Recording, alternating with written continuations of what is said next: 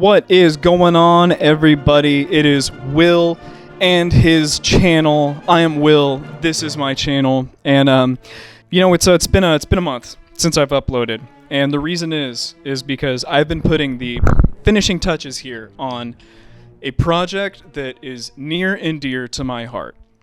If you know anything about me, if you're familiar with me online while I'm doing live streaming, partaking in the Mr. Girl Discord, whatever other goofy shit I manage to be doing online, you'll know that I've been working on this project called the ExtremeDaddyFesto for basically my entire Twitch career, which is about 6 or 7 months.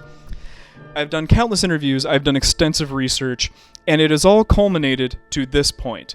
The day where I will present to you my 2-hour-long documentary about a random internet nerd, and the cancellation that followed him after Vaush, Xanderhall, and Highyena slandered this man's name, and someone in their community took it upon themselves to dox him for around 2 years. Now, that's a pretty big claim. I know there might be some streamers out there watching this video, wow, did Vaush and Xanderhall really do something like this? Yeah, the answer is yes. Eventually, when you finally make your way through my documentary, you're going to see that there are extensive screenshots. The breadcrumbs lead directly back to the loaf, so as it were. So I'm not going to stay here anymore. I must now present to you a project that really, it's taken so long to get here. This has been a long time coming. Your likes, comments, and subscriptions would really help. And without further ado, I now present to you the ExtremeDaddyFesto.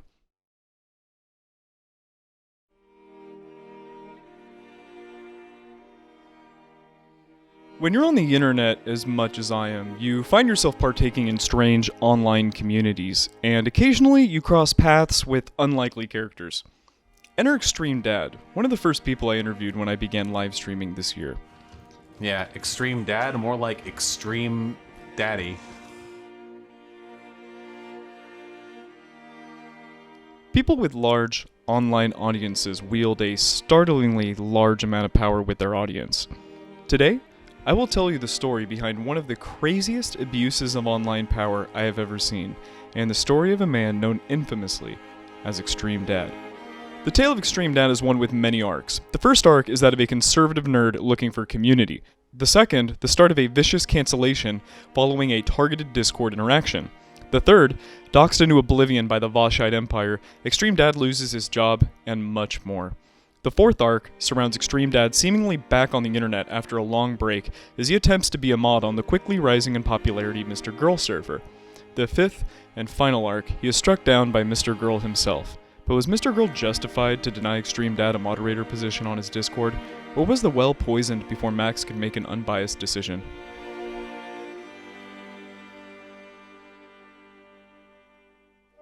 ExtremeDad's politics are interesting, to say the least. You said that you were banned from Faraday's and Pig Puncher's servers for being polite and telling the truth. What truth were you telling, out of curiosity?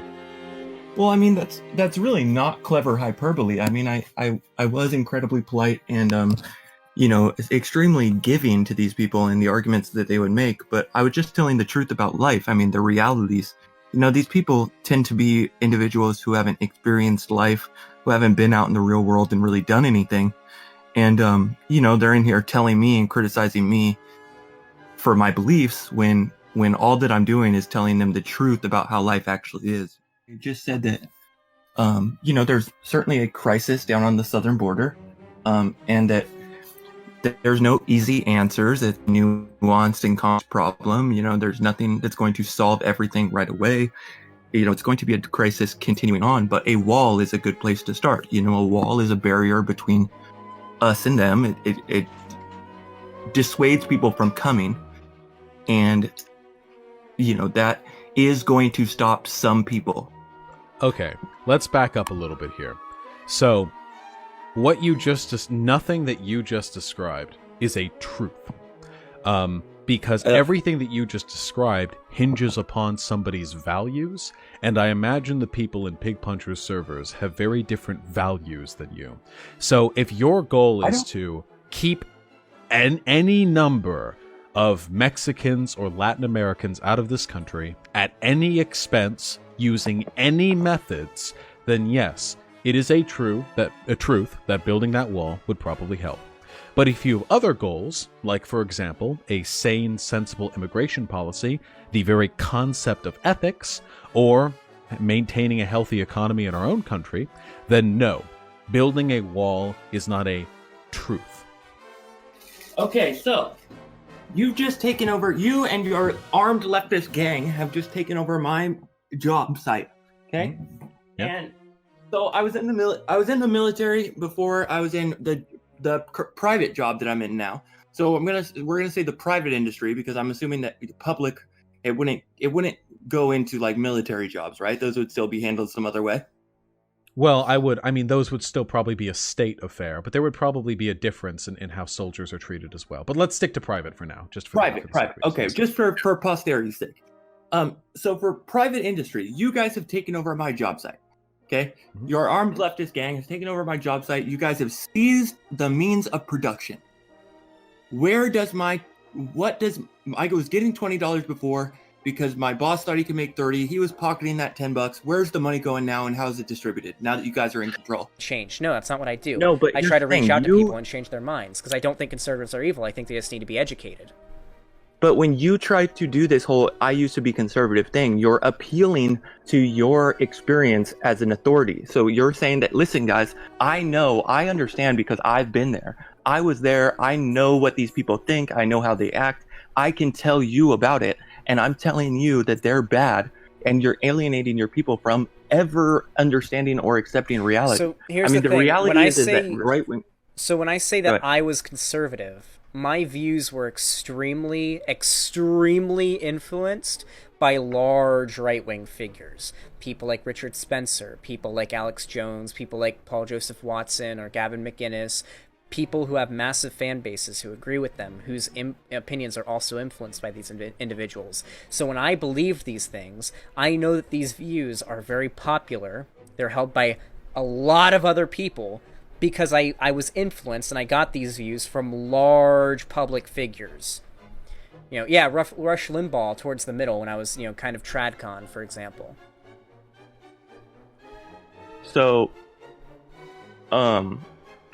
I think that that's incredibly naive to say. I mean, you kind of have to accept reality at some point. Well, yeah, I was a naive teenager. That's how I was pulled down the rabbit hole. No, I understand what you're saying, that there's like good things on both sides, but generally the left seem, in every case I can think of, if there's something that the right believes that's good, the left tends to agree with it, unless they're a liberal. Liberals are terrible. Leftists, at least, seem to agree with it. It seems like the right, most of the views that the right have, except for the ones that I agree with, but the leftists agree with, are pretty fucking misled. And if you go even further, then they're straight up evil. Shooting up brown people and whatnot. You know what I mean? Not exactly, but let's move on. The nuclear family you were saying, right? If there's one thing you need to know about Extreme Dad, similarly to Holden from Catcher in the Rye, Extreme Dad hates phonies and grifters. You will see throughout this story that the majority of the conflicts that Extreme Dad brings to himself are because he has an impulsive tendency to seek out those who he thinks aren't telling the truth. Which is the reason we are here today, for the truth. If we can say anything with 100% certainty, it is that Extreme Dad cares about the truth, even if he has a hard time accepting others' truth in a debate format. Extreme Dad lost his job and his home because of a harmful lie that was spread about him online. Extreme Dad has been trying to share the truth for almost 3 years, but in my opinion, he has a hard time doing so because this has had such a large impact on his life. His ability to share the truth is also hindered by the fact that he has countless debates where he just gets completely dunked on. Like, if you've seen any of Extreme Dad's debates, the dude is sometimes really abrasive, and his takes and opinions are not very palatable to most people. I mean this in the kindest way possible. His demeanor is very memeable. It explains why Vaush had him on as a punching bag twice. Pig Puncher, now Xanderhall, had him on to verbally eviscerate as well. When Extreme Dad returned to the internet, Hunter Avalone got an easy dunk. No. And then most recently, Rose Wrist. And so Vaush influences Hunter to change his beliefs and change the place that he inhabits online and to be more like him. And because of this, Hunter decides, okay, I'm going to like adjust my content. Throw to be more away like hundreds of thousands of subscribers and millions of viewers, yeah? Sure. Even as recently as last month, Extreme Dad challenged Hunter Avalone to another debate and was promptly destroyed. I'm just disappointed. I thought that this conversation would What about- literally go somewhere besides just No, talking you in a didn't. circle. Hold on one second. Why would you think that when you're going to engage with it? You knew how you were going to engage with it. You weren't. You never let this conversation go anywhere. Why would you Because imagine you that it aren't would? letting it go anywhere. Oh, I know you are, but what am I? But hey, listen. Here's the thing. All I'm saying is a little empathy, a little understanding, a little like good faith goes a long way. I have And, like, understanding there's of the no- opposition. You know, that's part of the uniqueness of me. No, you don't. Yes, it is, because that's previously the positions that I held. Which now No, you're it calling me a isn't. grifter for changing. However, I have an understanding of the previous side of the argument and how they think, and so I'm able to get through to them in certain ways as well. I also happen to be an abrasive, aggressive person when I debate people. That's the style that I enjoy watching. That's the style that I enjoy engaging in. So I'm going to continue doing that. The reason this conversation went nowhere is because you are not making an argument for me to deconstruct. You're making an assertion. So, for example, if I said, hey, systemic racism exists, and then you said, no, it doesn't, and then I said, okay, well, here's my evidence as to why I believe systemic racism exists, and then you said, well, here's my reason why I believe systemic racism doesn't exist, then we'd have a back and forth on an actual argument. You can't just say, systemic racism isn't real because it's not real, and then just leave it at that. There's nothing to argue. Right. But also, when I said, what are some conservative values that you held before, you agreed that your conservative values weren't that strong. No. I didn't have a super deep understanding of every conservative value. However, I still had a understanding, and I still strongly held those positions. Kind of like how you strongly hold positions, but clearly don't have any deep understanding of the positions you hold. Well, I will let you get to your other callers. I appreciate your time. I don't there appreciate anything your else? time. Please just stop smoking crack, okay? Goodbye. Fuck. That guy's so annoying. Jesus. These streamers see him as easy content, and it's not like anyone is forcing Extreme Dad to join these Discord calls. Look, in my opinion, Extreme Dad's political takes are 1 out of 10 and pretty silly, but this isn't a story about the political beliefs themselves. It's about a targeted cancellation of someone based on their beliefs, and the aftermath that followed.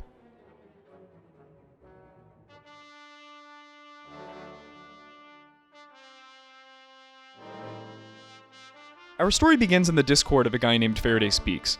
Extreme Dad began his political arc on this server. He thought that Faraday Speaks was a grifter and dishonest about his takes for money.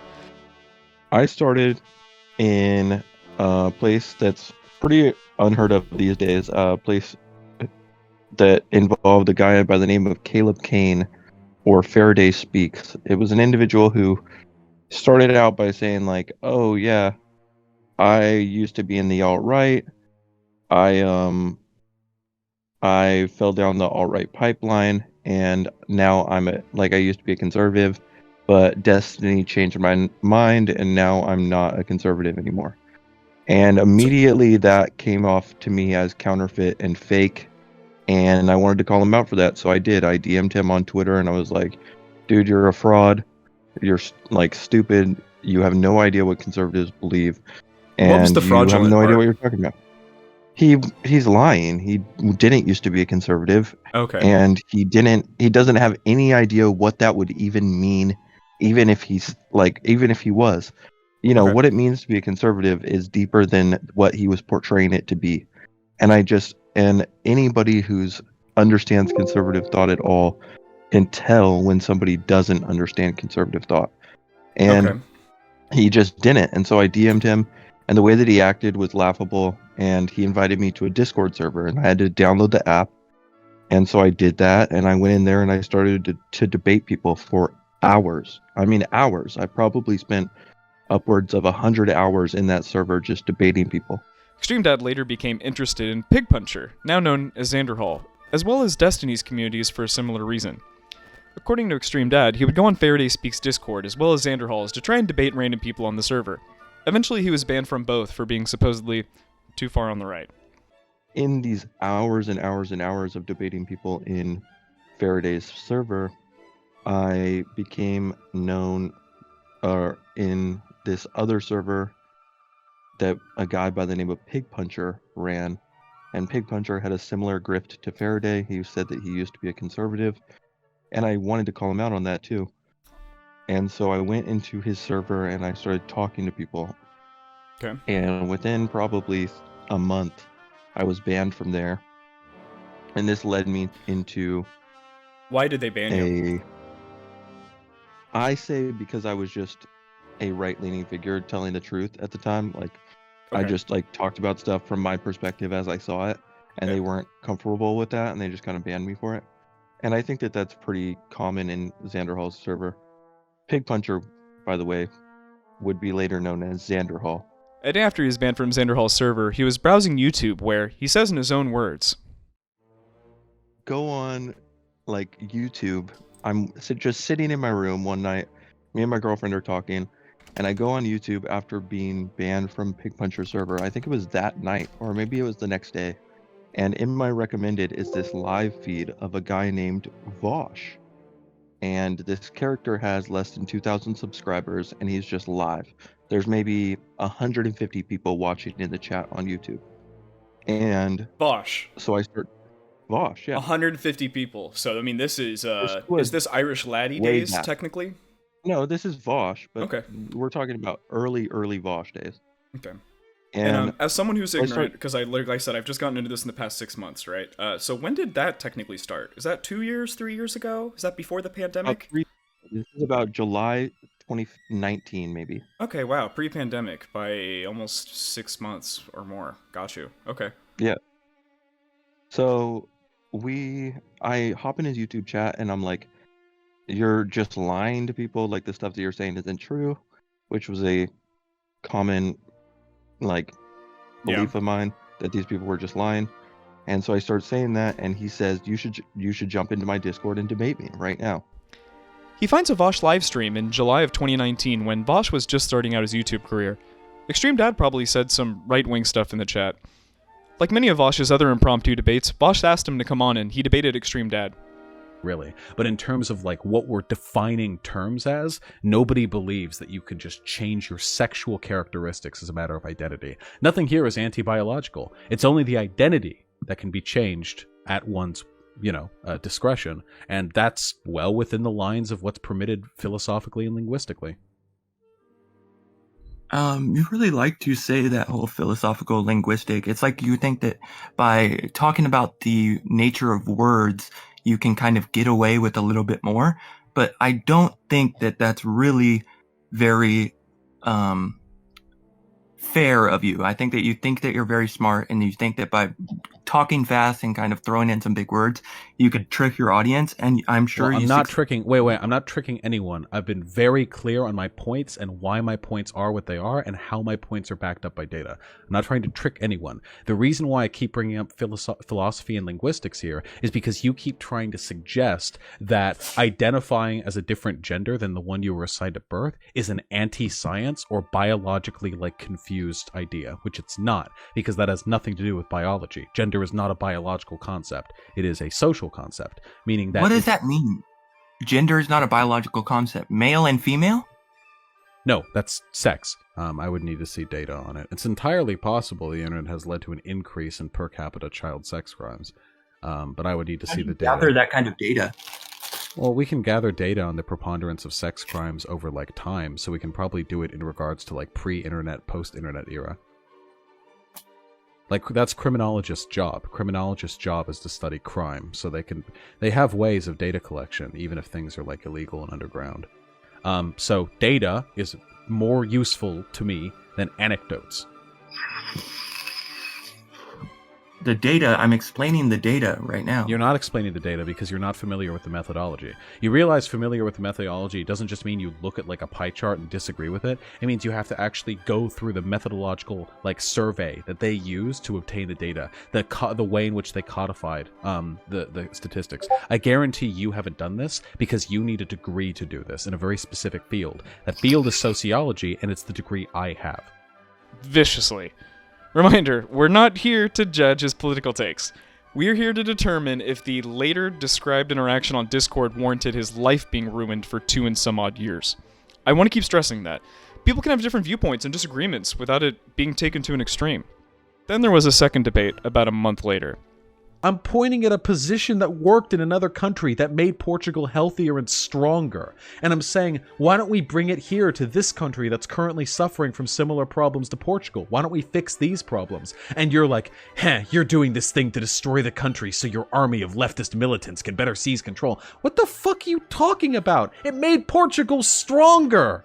It bettered the country. If you're mentally stable, I'll be mentally ill.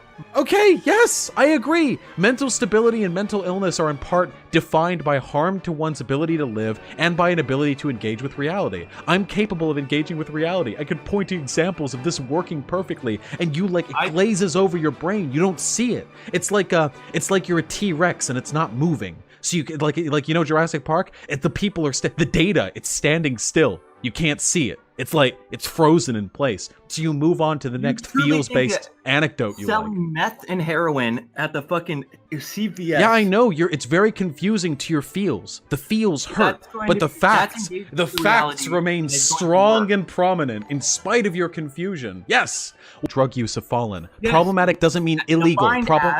The elimination of criminal penalties for drug use and possession of drugs for personal use. Yes, it depends on what that means. What does that mean? Do you really think that, everything is just as bad as it was before in Portugal? They just redefined what problematic drug use meant?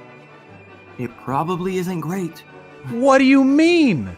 This has been an internationally recognized success. You have literally no idea what you're talking about. You found the term problematic, and you were like, I bet they redefined this term. You have no idea. You're just making shit up. You have encountered data that doesn't fit within your worldview, and rather than changing your worldview, you are radically opposing. You're like an infant that's being held down as its diaper is being changed, and you're shitting on my hands. What do you mean by works? What would it? Well, works. Everything I just said. Okay. So more people more people entering treatment, less overdose deaths, less HIV infection, less crime, less black market money, and less drug use that is problematic and used by adolescents. That's working. That is a work for me. That works. Again, Extreme Dad was destroyed rhetorically. You can't lie, Vaush is really good at what he does, and he has a lot of experience debating a lot of difficult opponents. After the first 2 Vaush debates, Extreme Dad returned to debate Xanderhall on his channel. This was another debate about left-wing ideology and Extreme Dad's opinion that Xanderhall was a grifter. This strange obsession with the truth plays into Extreme Dad's favor later on. Less understanding of other people than I would hope, but that being said, to your credit, you have been extremely hospitable, extremely fair in your treatment of me, at least, and that is a big credit to you. Vaush is very combative and annoying to talk to because he's just so rude and lacks the understanding and want to do anything other than kind of push his narrative. Vaush will openly say he's not trying to talk to the guest; he's trying to talk to his audience.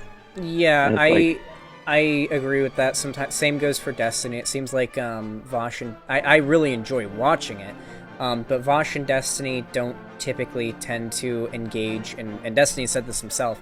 He doesn't engage in persuasive rhetoric. He's trying to disprove ideas, and if it requires completely stomping somebody and making them look like a dumbass in front of everybody, like he did with JonTron, so be it. But I personally have dedicated myself and try my best to be as charitable and be as persuasive as possible. When I bring somebody in, I'm not trying to make them look like an idiot. I'm trying to genuinely convince them. I personally love Vaush. He's a good friend of mine. I like watching his debates, but sometimes I get frustrated that I'm like, if I was there, I would have said this, and I feel like I could have been more convincing. Did I mention that we're not here for his political takes? We're here for the truth. Stay focused, okay? This next section is the most important part of the story, and it's the event that was the catalyst for Extreme Dad's cancellation and doxing.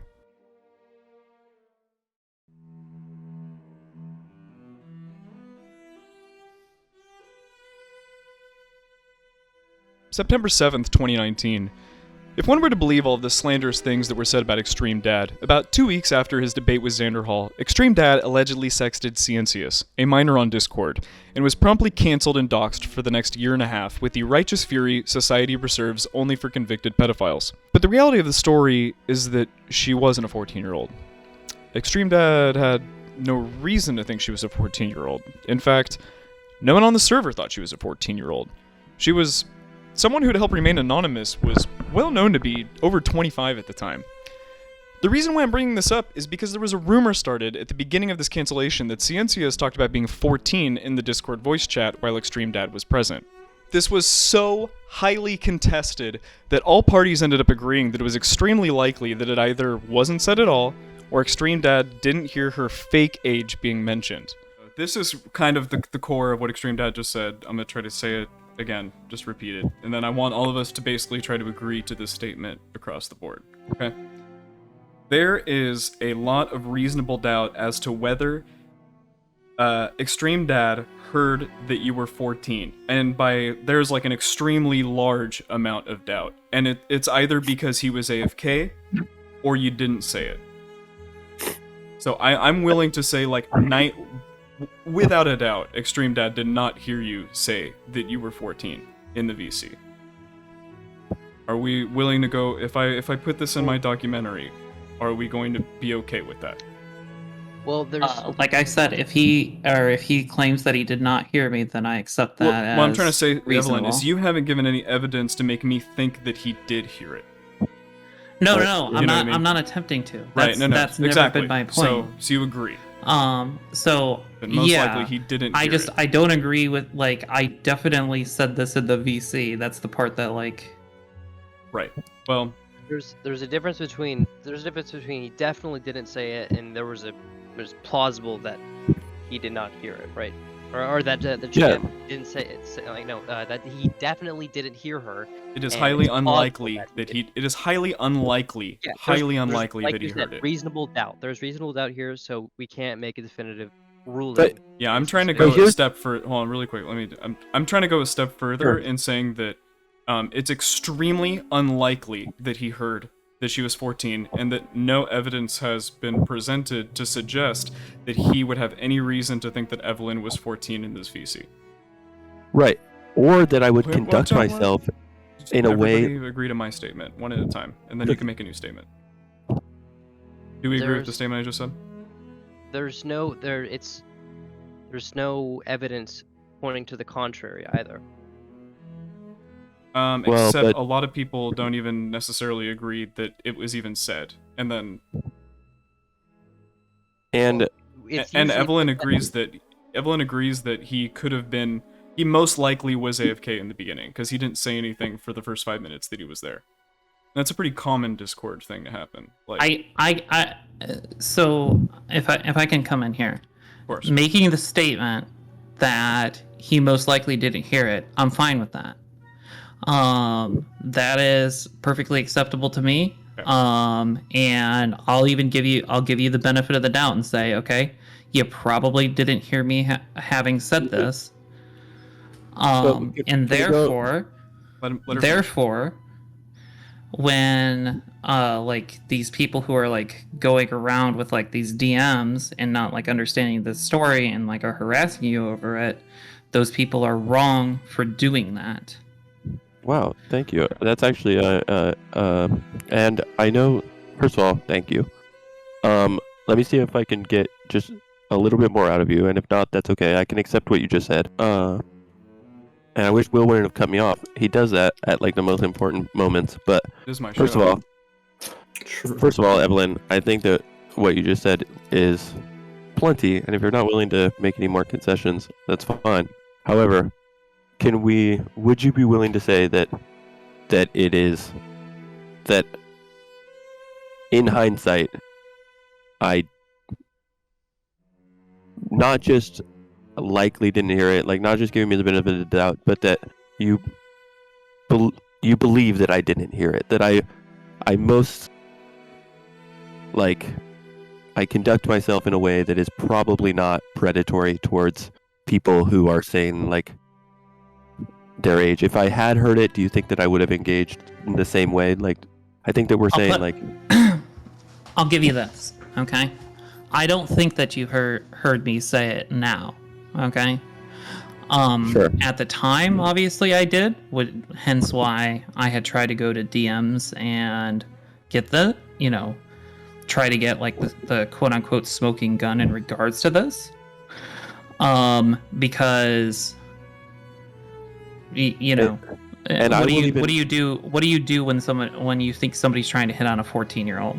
Like, sure. And I without being too personal, like, I know that it's something that you feel very strongly about, and I can. That's why I've always said, like, for a while now, that that our fight is behind us, and that, like, I don't, to the extent you're responsible for anything, like, I forgive you. We're not like I don't hold you like I don't harbor any negativity for you. Both her and Extreme Dad were in the same voice chat taking a political compass test because it was a political server.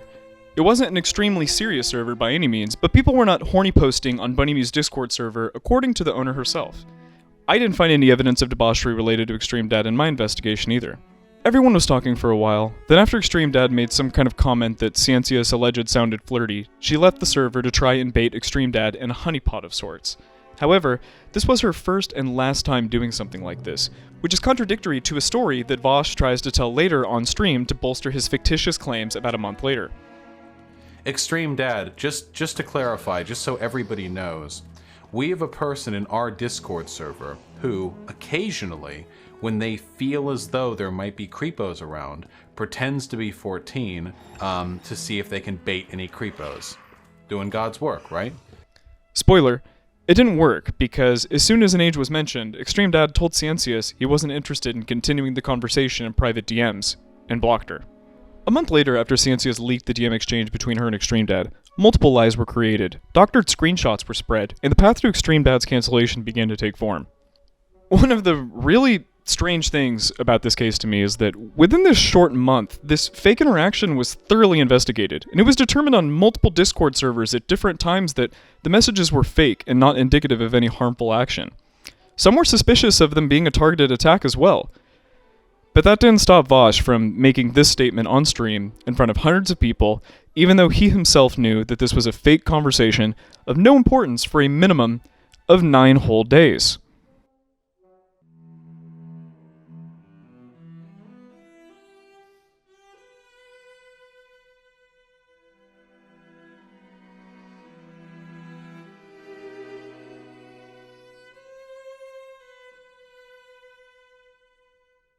Nine whole days. Vaush still decided to run with the story, roast Extreme Dad, and coax his fans into hating him. Vaush did not even display the entire message on stream. You had to click on Hyena's link for that. Pay attention to her name. It will appear again. Hyena was Vaush's girlfriend at the time, and was heavily involved in knowingly spreading this false allegation and a lot of other misinformation. She participated in all of these Discord communities at the time of the cancellation. Something about this story which is going to be unsatisfactory for some, including myself, is that it is hard to get Extreme Dad to tell his entire side of the story in an organized manner.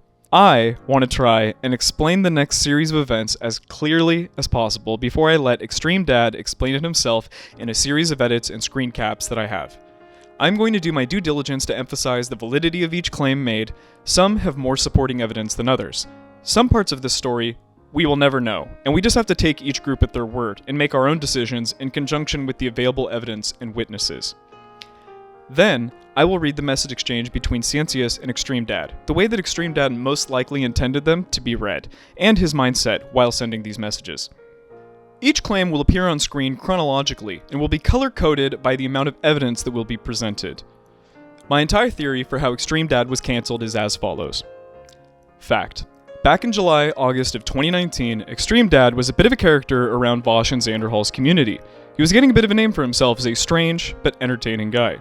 Hello, welcome back. Are you server muted? You are server muted.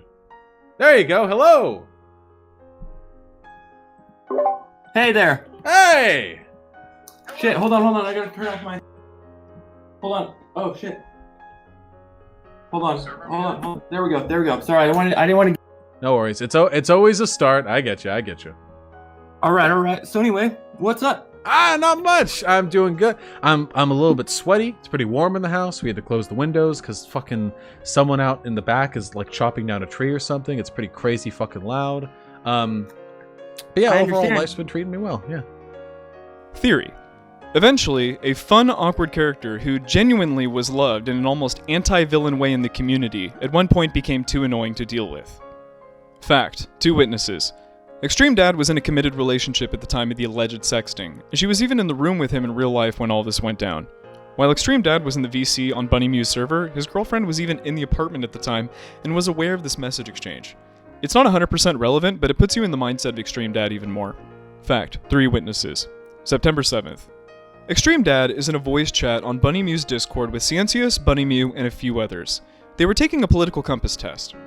ExtremeDad joined. It was just taking a political compass test, and I think I was there for that part at least. Fact. 1 witness. Cientius was undergoing HRT and voice training. At the time, her voice was higher pitched than normal, and at other times it fluctuated more deeply. Cientius was once described as having a 2-pack-a-day meth smoker type voice, but I'm not sure of the validity of this. It is confirmed by Cientius herself that she most likely sounded over 18 while talking in the VC. Theory. Multiple witness accounts. The VC was doing a political compass test as a group when Cia claims that ExtremeDad was flirting with her. ExtremeDad says he wasn't.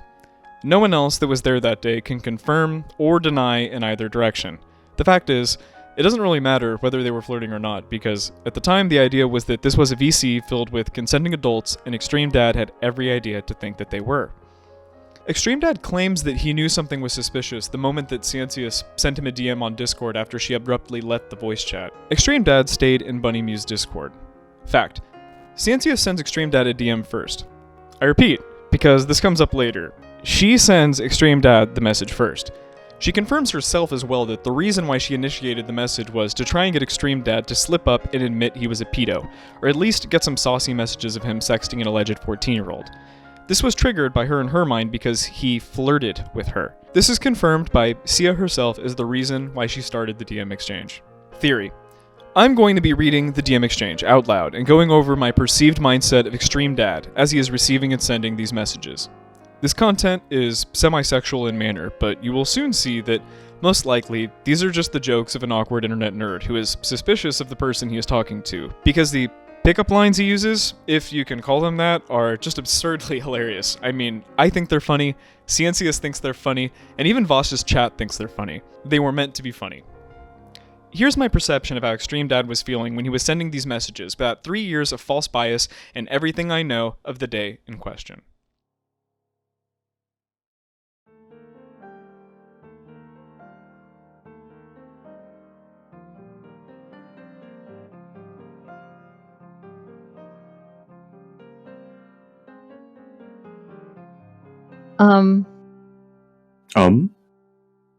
You said you were hitting on me during the test.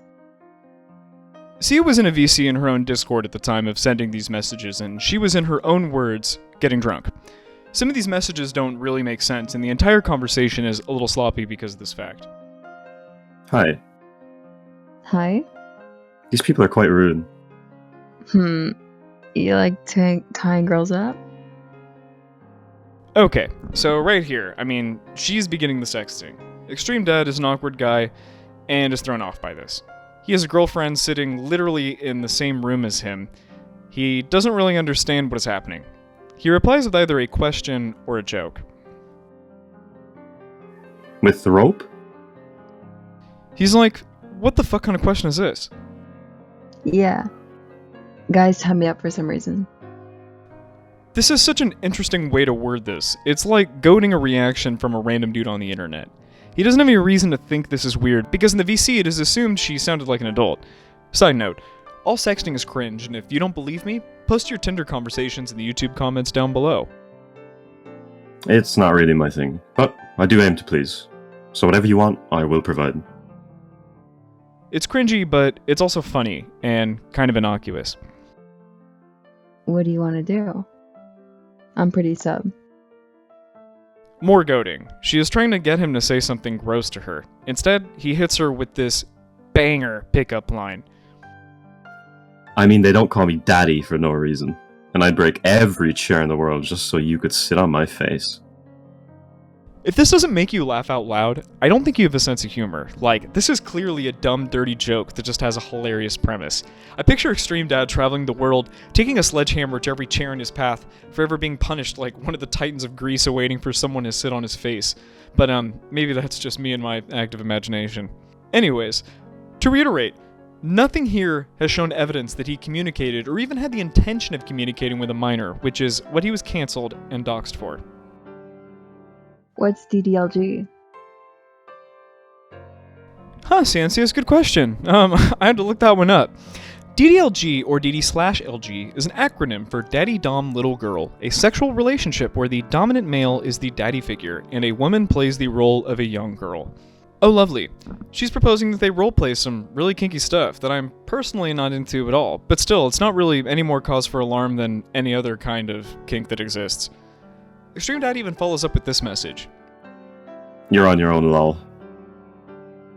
He doesn't even want to take part in this kind of stuff. He was clearly getting uncomfortable here, and remember, he's an awkward guy to begin with. Lolling at this proposition seems pretty normal to me. You okay with the fact that I'm younger than Daddy? Okay, well, this is a normally odd message, but look at her proposing DDLG in the earlier message. I personally have never partaken in a DDLG conversation, but something tells me it starts a little something like this. Sure, we're just talking, obviously. ExtremeDad was, at the time, a 31-year-old man. A lot of people online are younger than him. Once again, the message is completely reasonable with the given context. He claims to have heard her have a voice similar to that of Marge's sisters from The Simpsons. There weren't any definitive red flags raised yet. He's an awkward guy. He answers weirdly, but it isn't anything offensive. Nothing has been made known to him that would make him think that this was a minor at all. True. I mean, I expect you to comply with the laws of where you live, and I'll do the same, lol. Not really a weird comment to say, because there is a pedo problem on Discord that most people are aware of. He didn't really think that she was a minor. Okay, Daddy. Sure. I look like most 14-year-olds. Are you okay with that? The bait. I mean, she's baiting ExtremeDad to see what he responds with next. And I know that you're on the end of your PC screen right now thinking, what the fuck? I would have blocked her right here. And I agree. I would have done the exact same thing. But we need to remember here that ExtremeDad is not the most socially adept dude in the world. So the way that he answers is technically correct, but is also one of the most awkward ways to say this possible. If you're under the age of 18, I wouldn't be okay with a sexual relationship with you. I will chit-chat with you on a professional or personal level, though, in a way that doesn't involve sexual behavior, if you so desire. He reaffirms what he said earlier. This is the first time that anyone has mentioned the number 14. He didn't start cooming himself. He actually replied in a way that was later to be proven by Mr. Girl to have not been the worst way to respond. The worst way to have responded would have been, "Oh baby, I got me a nice 14-year-old. He literally said, if you're under the age of 18, I would not be okay with anything. This okay in quotes gets a lot of flack for possibly suggesting an open-endedness to the sexual conversation, but I see it as just adding emphasis, like how I read it earlier. He's repeating the word okay back to her because she asked if it would be okay. I like sexual relationships. More bait. She's clearly just trying to make ExtremeDad look bad, but she can tell that she is failing. How old are you? 14. I will give you the advice to anyone watching this video that if anything like the above happens to you, leave as soon as the age is mentioned. Don't reply, block, move on. However, ExtremeDad chooses to send this hilarious message. Well then, I suggest you seek some constructive lifestyle choices and spend less time exploiting other people with your fake-ass bullshit. Well, it turns out that ExtremeDad really did know that something was off the whole time. That would explain the hilarious pickup lines. He isn't telling a 14-year-old to get a life, he's telling a 25-plus-year-old to stop predator hunting the conservatives on a left-leaning Discord and get a life. Huh? She acts innocent. Obviously, she knows that the jig is up, and in a final act of hilarious cringe. This is the way people act over there, huh? Yeet! He then blocked Ciancius and didn't have another conversation with her until well after all of this drama unfolded and he was well cancelled. This is the only message exchange that has been released to the public. There were claims that ExtremeDad sexted multiple minors across multiple Discord servers, but none of this has come to light. And it won't. Because it does not exist. And this was an ad hoc rumor added to try and make the initial text exchange seem more valid. Because I just laid the messages out before you. The messages are fairly innocuous with the entire context of what happened before in the voice chat. ExtremeDad blocked Ciancius and went on with his day. For the next couple weeks, ExtremeDad would go about his normal online business thinking nothing of this interaction. Just another day on the weird wide web, while something more malicious was working its way in the background.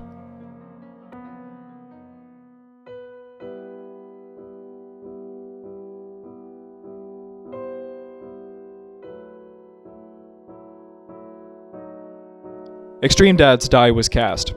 A rumor was started of unknown origin, and Cia was DM'd by someone named Diocletian, who was curious about the log and its existence.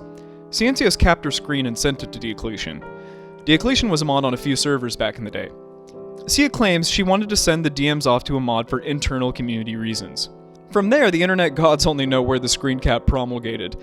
The first recorded rumors I could find surrounding the message exchange between ExtremeDad and Ciancius began in Destiny's Discord server, but according to ExtremeDad, the Discord ban wave went something like this. First, Bunny Mew. There are 0 surviving logs. Second, Destiny. There are full chat logs available. Third, Xanderhall. Full chat logs available.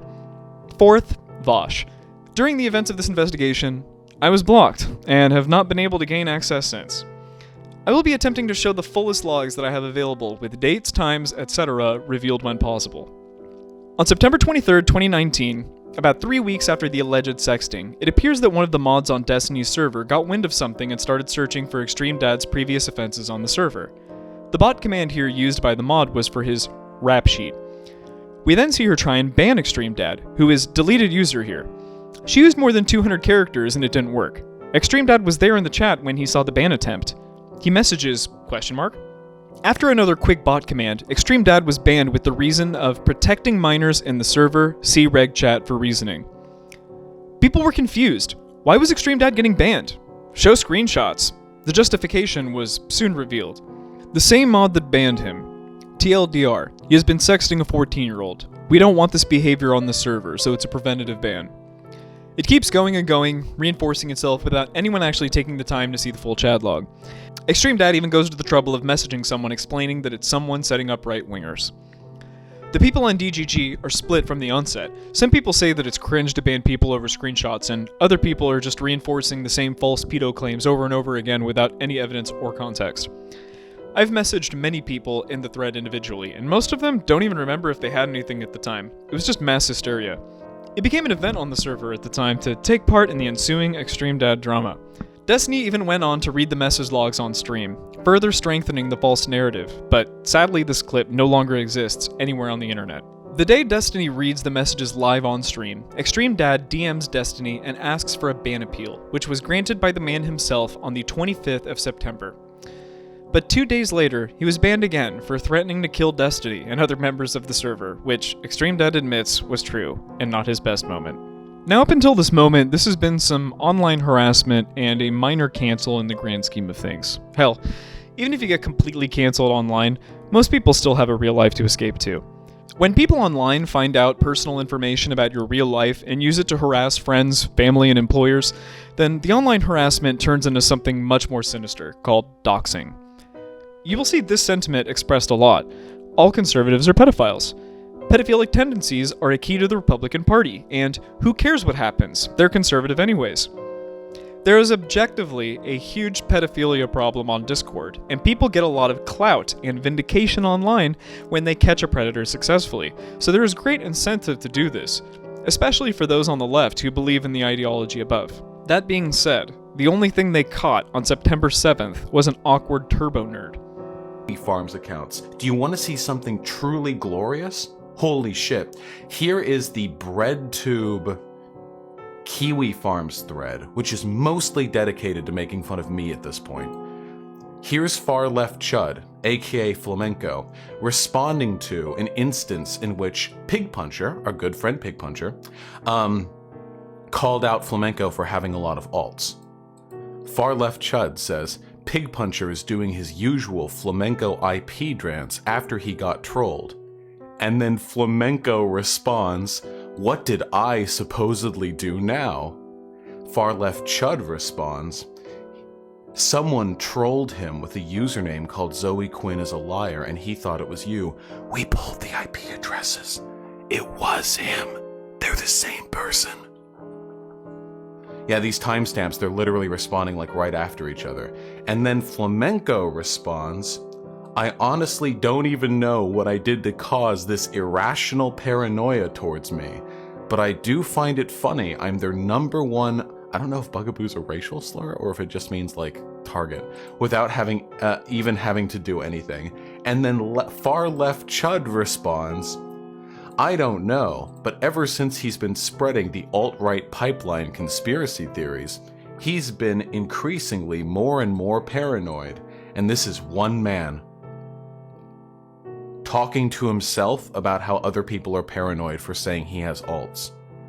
Holy shit.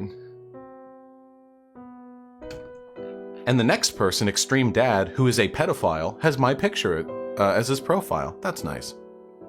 I like that. Anyway, holy shit. Every single time, he actually is a pedophile. We have banned him from our, I'm not joking, ExtremeDad, we banned him from our Discord server because he was flirting with 14-year-old girls saying like, something like, you know, I can be your daddy, you know, I go rough or some shit like that, knowing that they were 14. We had to ban him from the server for that. We've got screen caps, logs, everything. It's incontrovertible.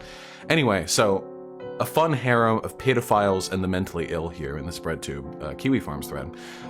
5 days later, on October 10th, Vaush makes the first statement on his livestream regarding the allegation against ExtremeDad, something that ExtremeDad is feeling the consequences of to this day. Later that day, Xanderhall shares ExtremeDad's Twitter account on Discord with the message, ExtremeDad is on Twitter. Have fun, guys. The only person of any redeeming quality that day was one of the older mods on Xanderhall's server. As Xanderhall, along with Vaush's girlfriend Hyena, were slandering ExtremeDad with no basis, Futaba attempts to red pill the server into not accepting the false allegation and clipped screenshots without context. Back and forth it goes between Futaba and Hyena, who says that she has sent the same logs to Xanderhall that she gave to Vaush, with context. Xanderhall then goes on to claim that he knows the chat log is fake, and that ExtremeDad was caught talking to 14-year-olds on Destiny's server. Well, I mean, I just showed you all the chat logs and ban info that was related to ExtremeDad, and I extensively searched around for his deleted user for the 3 months that it was recorded he was on Destiny's Discord. I found 0 messages to corroborate this, and obviously, Xanderhall didn't take the time to research this. Xanderhall confirms himself, I just have what Destiny said.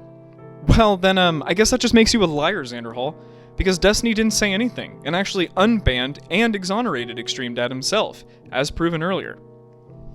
Hyena with the amazing hot take, all conservatives fuck kids, so... Imagine caring to defend ExtremeDad, lol W, right? I mean, like, imagine wanting to stick up for a nerd that you're just, like, baselessly slandering across multiple Discord channels for no reason, other than, don't you know that conservatives rape kids, lol cow raffle? Hyena with just the really weird comment here. I'm only here because of the tweet. I might just block him so he can't stalk Vaush through me. Now, like, I really can't tell, like, if she means Xanderhall or ExtremeDad here. Because if she's talking about Xanderhall stalking Vaush, I think it's a weird comment to make, because 3 days later, Xanderhall is playing D&D online with Vaush for several hours. We can only speculate what they talked about behind the scenes, but 6 days later, Vaush comes on stream to defame ExtremeDad for the last time. Someone hilariously warns Xanderhall to be careful of what he says, or he might create a hate mob, which he replies with, "Don't worry, my Twitter is small." Is that like, don't worry, I don't care about getting my account banned for inciting a mob because it's a new account? Or does that mean, it's okay, my Twitter is small, and it will only create a small hate mob? Just, like, a really disgusting comment from Xanderhall, regardless. Futaba, a longtime mod mind you, bans Hyena for spreading misinformation. Xanderhall instantly tells her not to ban Hyena, stating, "That's Vaush's GF." Oh no, did Hyena do something wrong that might make you fall out of Vaush's orbit? Everyone instantly comes to Hyena's defense, someone messaging her to come back almost instantly. Xanderhall tells Futaba to chill with the kicking and banning because, supposedly, people had been DMing him saying that she was abusing her powers. Futaba says Hyena is sharing stupid shit. Hyena with the amazing echo chamber response. Stupid shit that aligns with Pig Puncher's opinions, sure, Elmao. Pig invited me back. We are friends. Yeah. You and your friend have the same bad opinion. What does that matter? These messages just seethe of ideologically driven decision making. It's almost cult-like. Conservatives bad, conservatives pedos, conservatives evil. In Futaba's last message before she leaves the server on her own will, clearly fed up with the echo chamber that was slowly encapsulating Xanderhall's community, she says, "See, the thing is, if someone started saying, Pig is a pedophile, everybody would go, that's baseless, where's the proof? And people might go, ugh, these dumb conservatives will believe anything that adheres to their narratives. Thing is, you apply that same careful decision to believe things based on what's proven, and dumb assholes start going, oh my god, why would you defend him, lol lol lol lol lol. And it's dumb assholes like that, which honestly don't make it worth staying here. See ya, Space Cowboy. Sigma Stacy Futaba. Xanderhall is noticeably more bent out of shape about Futaba leaving than expected, and even comments that she was one of the first people that joined his server. Hyena, I have no clue, I just called Edie a pedo because I think he is and they got mad. Yeah, you spread a blatant lie, and someone with more balls than Xanderhall's entire server put together went against you, then realized the echo chamber that she had been trying to prevent since she had joined the server had already surrounded her. She had enough self-respect to leave the cesspit both Xanderhall and Hyena were actively promoting.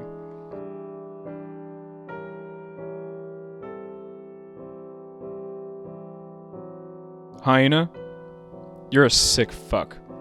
While these events themselves are terrible, it is all downhill from here as the last remaining people of any sanity leave our story for now until the man, the myth, the legend, Mr. Girl comes into the story in Arc 4. I think I've provided enough evidence to show you that Xanderhall and Hyena, two people both very close to Vaush, knew that this was fake. So it is really curious that 9 whole days later, Hyena and Xanderhall are in Vaush's live chat, defaming ExtremeDad as he is watching the stream trying to defend himself.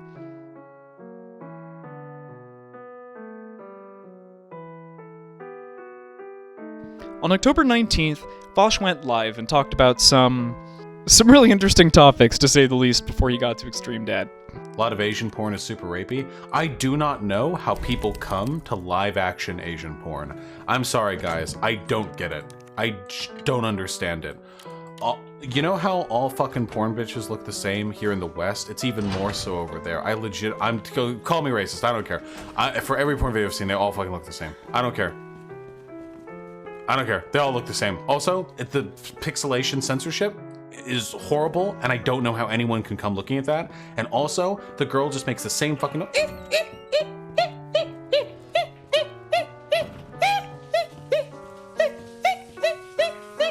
That noise over and over as they get dicked.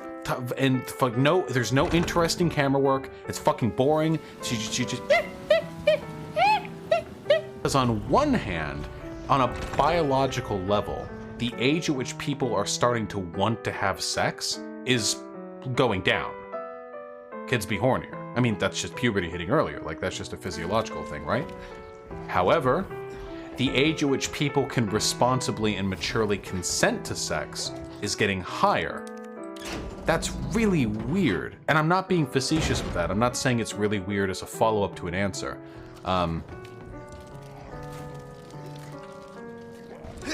At the end of the day, it's more the social stuff that matters, right? Like, if I see, like, there are some, like, 16-year-olds or whatever who basically look like adults. In a physical sense, if you were to strip all social connotations behind it, like, most 16-year-olds are perfectly fine for sex, or even younger, possibly.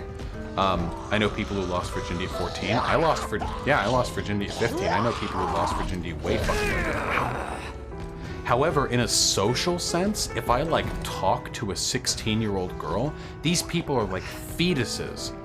These people are like zygotes. They're not even human beings. They're like even if they look like me, they're like little babies. Listen, if you guys want my nudes, they're on the fucking Discord. Yeah, Hyena has my gay sex tape. The first time I ever fucked a cis dude, just absolutely plowing that ass. Just scooping.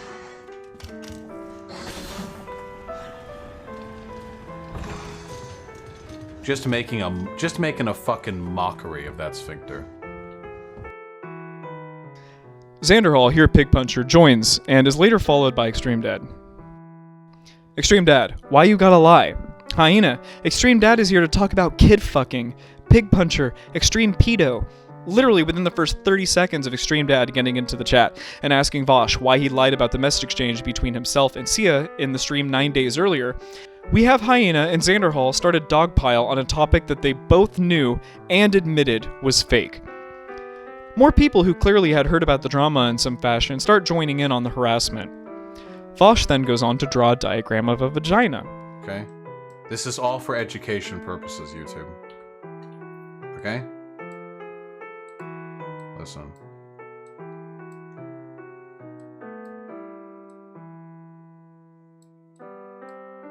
Here's the gooper, okay? Listen.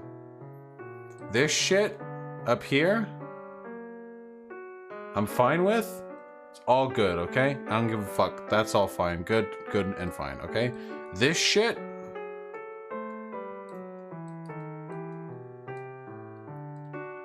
I'm not okay with. Alright? Thank you.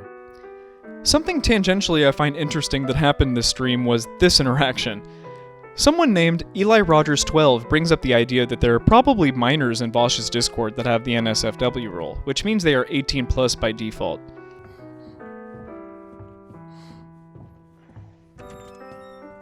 Ellie Rogers 12, I know there are kids with the pervert role in my Discord. How could we possibly prevent that knowingly? You know, Vaush, it's actually really simple. You don't have minors in your Discord, or you don't have NSFW rules. It's pretty straightforward. ExtremeDad, why you gotta lie? Pope Jupiter, ExtremeDad, where is the lie? Oh wait, speaking of fucking children, hey ExtremeDad, how's your life been going lately? Any bites? Oh really, you're both gonna come at me from... The chat starts going wild. Wow, I didn't do that very well. Hyena, he's gonna mauled.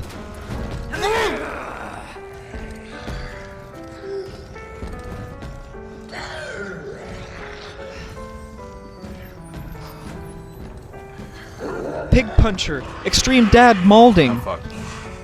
Defending yourself isn't maulding. You both are just lying scumbags, and he is trying to defend himself against the weight of your combined influence.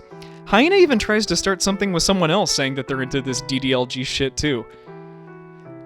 You know, Hyena, you seem to know a lot more about this than I do. You know, before I started down this rabbit hole, I had no idea that these kinds of relationships even existed. Like, it kind of makes me curious, like, as to maybe what yours and Vaush's knowledge is on the matter. Twig Productions asks when there is going to be an ExtremeDad Exposed stream. ExtremeDad Exposed stream when? I can't do an exposed stream with every fucking rando who wants to fuck children. Perhaps the real reason why you don't want to do an exposed stream is because you don't have any evidence, and you've known for over a week that this is fake. And now you must play the optics game for your audience, using ExtremeDad as your sacrifice.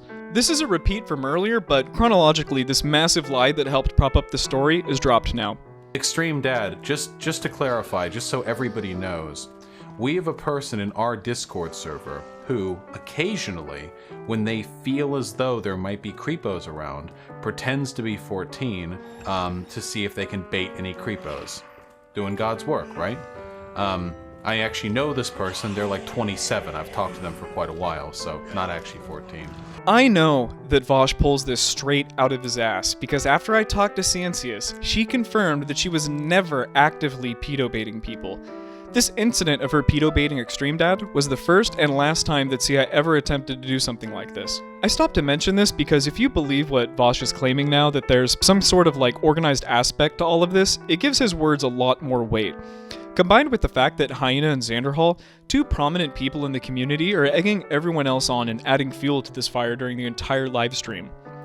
All of these lies and false rhetoric lead to some dirtbag in either Xanderhall or Vaush's community to take it upon themselves to dox ExtremeDad after this livestream. Just another muffin. Well, all conservatives want to fuck kids, so if the shoe fits... I wish I was making this shit up. Like, how are these people even cognition enough to turn on a computer? And this was after, and this was made known only after ExtremeDad got banned from Destiny's Discord server for also apparently flirting with a 14-year-old.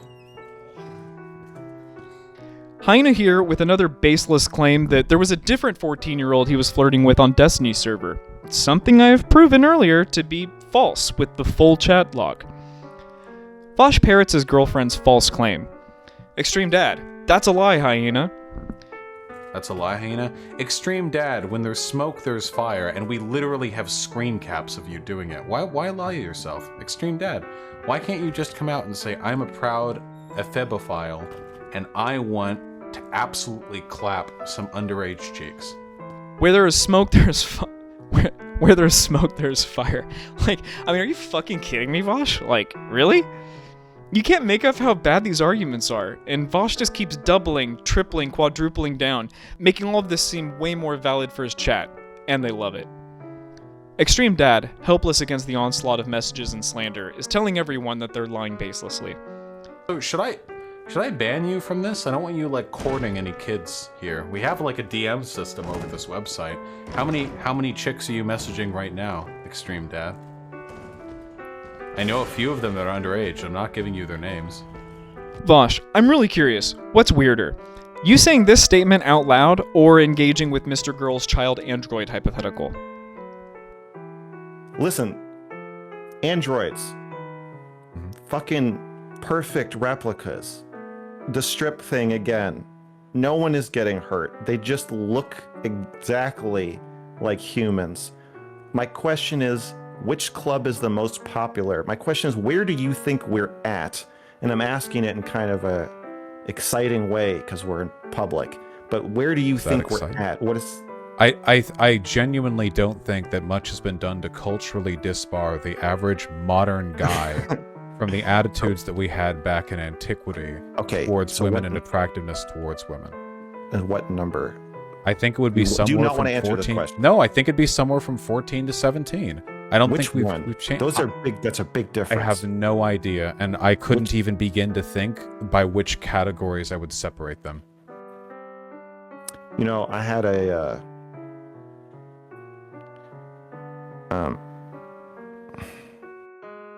someone I knew who. Just, you know, if you're going to admit to any crimes, I would really rather not be listed in whatever federal reports are filed, so I would prefer it be done in a video on your stream, unrelated to my own. No, there's no crime. No crimes. Hopefully not, because it was kept in a sovereign state, as opposed to the United States of America. Yeah, this takes place in the United States. It actually takes place in Beverly Hills. Wait, are you? Can I ask you some biographical questions? Sure. Are you from Beverly Hills? I've heard this, but I don't know if it's true. Yeah, I was born there. Okay, but you don't live there? No. Okay. Because I worked in Beverly Hills for many years as a personal trainer. And so in the gym, you get to know people. People from different countries with different norms, and man, the shit they would say about high school girls and tell me like that if they could be with a girl of any age, if it was socially acceptable, it would be 15. It was like super like normal to them. It's very, very different from online discourse. Okay, yeah, I think so it's deeply unfortunate. Yeah, I want to get to that in a second, but you're saying 14 to 17, and you won't pick a number? I will absolutely not pick a number within the range. Because you don't have a guess, or because you don't want to be clipped saying it? Because I don't even know by what category you would distinguish into that group, and because I'm referring only to my feelings on other people's predilections, not to my own. So you're not asking me for my preference, you're asking me what I expect of the average American. No, a group of which I your have a very low preference is- impression. Okay, but you don't want to say the number. I don't have a number. Do you have a number? Is there a number you're looking for? I think it's 15. Well, I suppose we'll leave it to the historians to judge.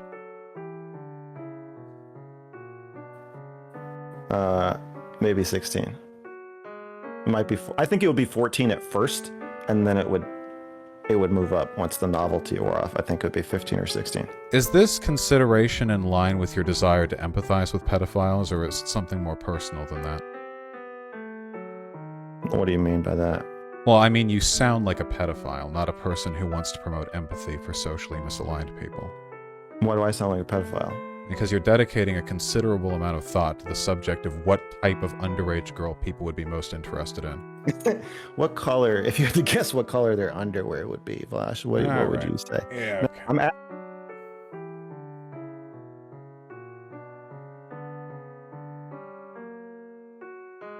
You see that? You people ask for debates, and what do we get? This is on you. What could we have had? Metroid Prime stream. What did we end up having? Whatever the fuck that was. ExtremeDad asks him to stop falling for everyone's bullshit. He asks Vaush to read the leaked chat log.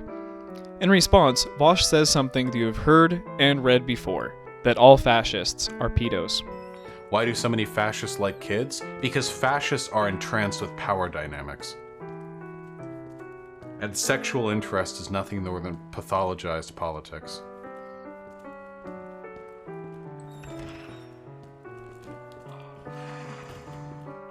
Yeah, fascists love power and will scrape it by over anyone they can, even if it's a little girl.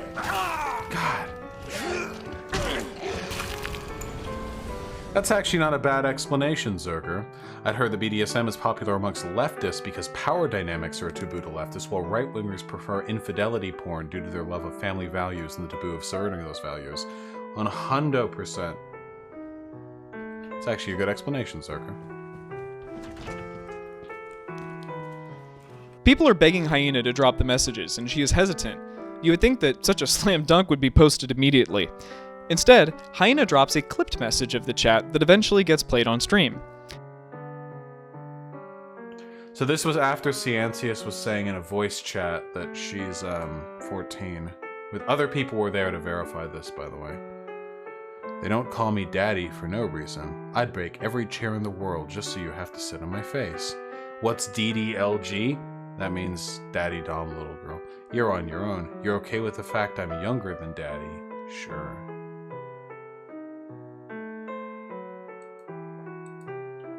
Vaush shows the screenshot on stream, but it is clipped heavily, literally 4 sentences. He also seems hesitant to give the audience the full story or context. Maybe it's because you and every person involved here knew that this was fake.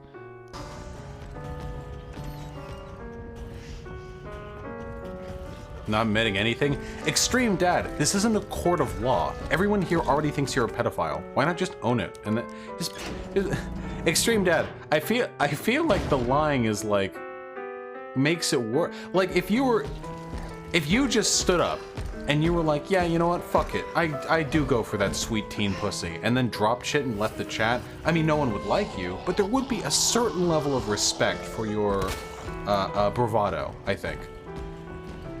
I think I can speak for chat when I say that.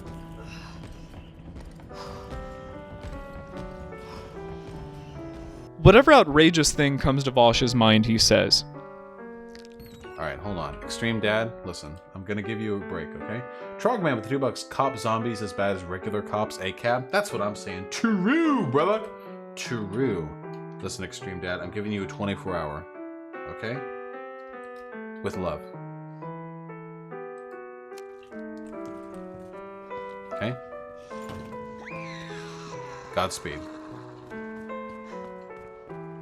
Honest question, why would you only give a supposed pedophile a 24-hour ban from your community? You admitted earlier multiple times as minors in it that you personally know. It goes on and on for a little while longer. Extreme Dad never gets his side of the story shown, and ultimately he gets a ban. It is rare for anyone online to ever really follow through and fact-check a story, let alone for an alleged pedophilic fascist conservative. What most likely in any other circumstance would have been a big nothing burger, perhaps just something embarrassing to forget about in the following weeks, did not.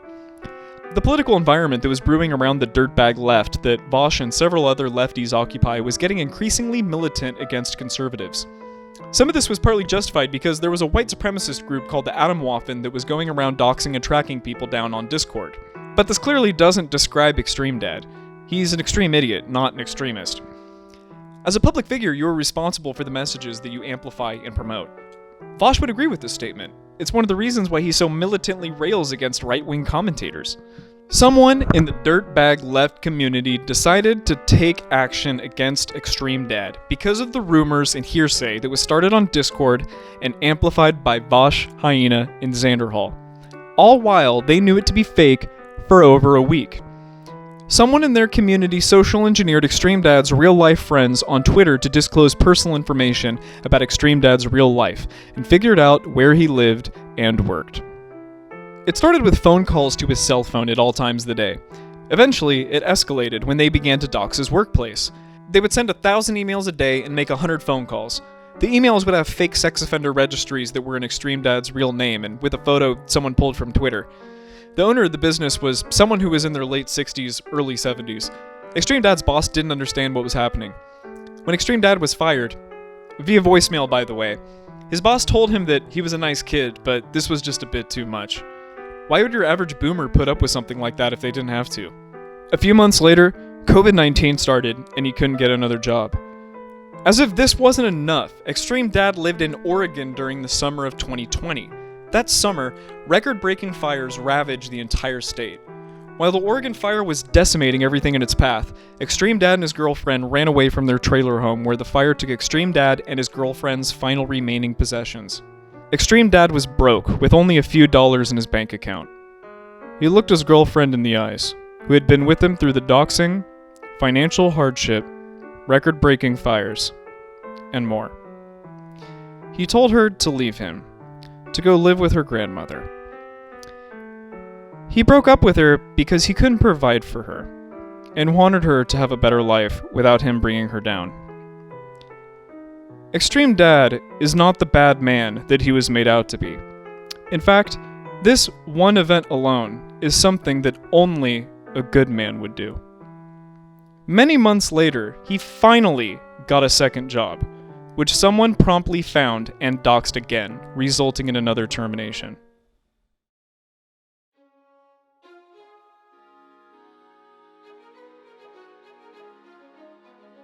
For the next several years, Extreme Dad tries to run a counter-investigation into what actually happened that day in the chat with Ciencius. He puts most of it together, gigabytes of data, screen caps, and secret voice recordings, but none of it is put together enough to clear his name satisfactorily. He takes a year-long break from the internet. It is obvious to him that Vaush is at fault for ruining his real and digital life. He tries to send Vaush a DM as a last attempt to get his name cleared in early 2021. Extreme Dad even gets into contact with Wicked Supreme to see if he can find anything else that could possibly get his name cleared 5 months later. No success there. For a time, it seemed that Extreme Dad was over it and just wanted to get back to debating grifters. On January 18th, 2022, Extreme Dad did his first public debate in over 2 years with Hunter Avallone. The same approach with somebody who was on the right. You're the only person that he's ever done that with, and I'm just asking you if you know why. And maybe I already know why. You're going to tell me because Shuon had told him to be nicer to me or something, that I was a genuine person. And have you ever told her thanks for that? No. Maybe you should. What? Maybe you should reach out and say thank you because you were that close to certain. I mean, look at me. You said you've watched me. You said you've seen my debate with Vaush. What happened after my debate with Vaush? Or how did he treat me? You've seen me and Shu don't really get along very well. Like, did you see that recently? Well, Shuon that was like, very nice of her to do that for you. Then did you see that recently? Hold on. Did you see what happened recently on Twitter where she told me that I should go back to being a MAGA kid because I said that the CIA wasn't all bad? I missed it, but Also, Vaush doesn't work for the CIA. The CIA doesn't work in the United States. It works outside the United States. But anyway, continue. I didn't miss that it's just me and like I'm not sure what you're getting at. What's your point here? That I should go and thank Shoe-on-Head? Why? Like, we don't really get along that well. We've debated a couple times. We're amicable, but what would have happened if she didn't tell Vaush to be nice to you? Wait, did you watch the debate between me and Vaush? Because he wasn't particularly nice to me. Did you watch the debate between me and Vaush? He wasn't particularly, quote unquote, nice to me either. But it also changes. But a level of venom, the level of toxicity, the level of hate, and the amount of like actual direct like harm he does to you as a person or your career was lessened in your debate because of Shoe-on-Head. And because of Shoe-on-Head, he was already attacking me repeatedly. So you're saying now that Vaush attacked you and he hurt your career, actually? No.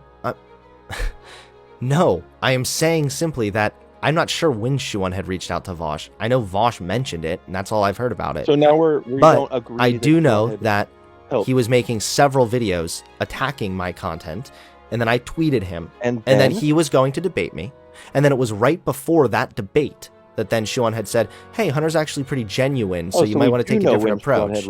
So it would, I'm not sure if it was right before the debate, but I would assume it would have. It was. Okay, I'm sorry. I would assume it would have been after he made the videos on me. I don't have a perfect timeline here in my head. What is the point you're trying to make? Because I'm starting to just get frustrated because you're just talking in circles, not saying anything. I'm not talking in circles. I'm saying that Shoe-on-Head reached out to Vaush, who then, in turn, went and debated you in a way that was favorable to you and that helped you. He did not debate me in a way that was favorable to me. No. So he did not do it to try to help me. No, he went in there and he wasn't as mean, maybe, but he still was not like, I'm going to be favorable. He challenged me like hardcore. It was the most challenging debate I ever fucking did. To you. No, wait. Okay, it ended up being beneficial to me, but you know he didn't realize that, right? Extreme Dad got destroyed by Hunter here, and does a lot of the same Extreme Dad debate things that we know and hate from the past. I love Extreme Dad, but I mean, he's just not the best debater. A week after this debate with Hunter, I met Extreme Dad for the first time in Mr. Girl's Discord server, and I became interested in his story. Enter Mr. Girl, the final character of the ExtremeDaddyFesto. Mr. Girl is a streamer that rose to prominence in late 2021 on Destiny's livestream, and a lot of Destiny's fans, myself included, moved over to Mr. Girl's community after experiencing Mr. Girl's extremely raw, nuanced, and honest opinions. Something admirable about the guy is how strongly he opposes optics in an environment that is constantly purity testing its creator base. He doesn't just bite the bullet, he eats loaded magazines like popsicles. He is famous for talking about many topics that are usually deemed as too taboo for online discourse, such as pedophilia, therapy online, and trans issues. Basically, overnight, Mr. Girl became a household name on Twitchpol after appearances on Destiny's and, you guessed it, Vaush's livestream. As you might have guessed, Vaush was not a fan of Mr. Girl's hypotheticals, and actually ended the call mid-sentence with Mr. Girl. Hear the last few minutes of the interaction. Note how Vaush has completely changed here from the guy making Asian porn noises and drawing vaginas on screen to a more sophisticated Vaush, who wouldn't possibly platform people like Mr. Girl. He'll just pay an editor to edit the conversation and post it for money, while virtue signaling to his audience. Next question. Simulated child porn lolly stuff? I think it's pretty sussy. What's that? I think that if you have an interest in that sort of stuff, you should definitely be checking yourselves to why. You know, like, the thing that really bothers me about this shit, apart from the fact that anytime you want to look at, like, hentai on a hentai site, you have to, like, negate the tag lolly, and thus 50% of the site's content. The thing that bothers me is people who pretend there's no relationship whatsoever between, like, drawn lolly shit and actual attraction to children. Because, of course, there's a relationship between those things. Ridiculous to pretend otherwise. So they need to be aware of that, if anything. Are you saying that based on common sense, or is there any evidence of that? Any evidence of that? You mean, okay, so I've had a bunch of links thrown at me to people who are again, very sussy, trying to argue there's not actually a relationship between instances of child predation and access to like lolicon or whatever. Well, I would assume there is a correlation between people who really want to believe that and people who are pedophiles. So yeah, I'd be willing to bet that. For sure that I'm going to agree with you there, but just you where you're at now. I'm saying, are you arriving at that because of like some study I don't know about, or you just think it's obvious? It's not a study that I'm not speaking on this through a study you're not aware of. I think it's categorical. I think that the fetishization of youth, to the extent that you're fetishizing the bodies or mentalities of underage people, is categorically harmful. Because even if somehow, and I don't know if there's any research indicating this, even if somehow you could find that there was zero correlation between any criminal behavior there at all, and the widespread consumption of hentai, lolicon, whatever, I still think that it normalizes quite negative things, Or to put it another way, like if I was a kid again, and I'm not, and I found my dad looking at fucking big honkin' Hooters porn one day or some shit like that, that'd be awkward as hell. But life goes on. The sun rises in the morning. But if I walked into my parents or whatever else, consuming lolly or Shotokan or some shit like that, I think that would irreparably damage my trust in them. That there'd be some fundamental, forevermore, some disconnect between them and my ability to trust them. And I think there's reason for that. It's not just I don't think we should get too personal here. Well, I'm just trying to explain that it's so I don't, without working on data here, I feel like it's just bad to fetishize that kind of stuff. We fetishize the fuck, for instance, out of female youth. We do it to men too, to an extent, but mostly to women. And this evolves in so many creepy ways that things don't even get talked about, child beauty pageants, or this the obsession with barely legal porn, barely legal. So it's holistic. It's not just lolly or shota, though I think that's a particularly egregious outcropping of it. I think it's just this whole long-standing global infatuation with young women. I guess youth in general, but the lolly stuff's more of a problem than the shota stuff, and I think that should stop. It's probably pretty bad, Stop. And you think it should stop by what mechanism? Culturally, I think it has to be opposed. So, you think it should be legal, but we should be hey, you could raise. Hey, Dad, don't do that. Well, I'd say that you can raise the age of consent to 25, but then there would be barely legal 25-year-old girl porn. That's going to remain no matter what you legislate around it. And you can do whatever you want with lolly or shota, but then people are going to draw 1,000-year-old girls who just happen to have the bodies of 10-year-olds. You can always work your way around that crap. Here's a thought experiment. This leads to the previous clip and Vaush turning the call off. I think you get the picture. Vaush bad. Mr. Girl was looking for moderators on his server. ExtremeDad volunteered to be a moderator, but was declined by another moderator because of his past allegations. Still, almost 3 years after the false allegations, his internet infamy was following him. I'm sure ExtremeDad thought that here, of all places, he'd be able to find a community of open-minded people that would believe him about his past allegations and move past them. The funny thing about the Discord is you may have been around for the maybe not the very original ExtremeDad conversations around when the exact day when he asked to be a moderator, but I'm pretty sure you were there if not right then, within a couple of weeks of that happening. The funny thing about it is, so he contacts a Baby's looking for mods, who's the admin of the Discord.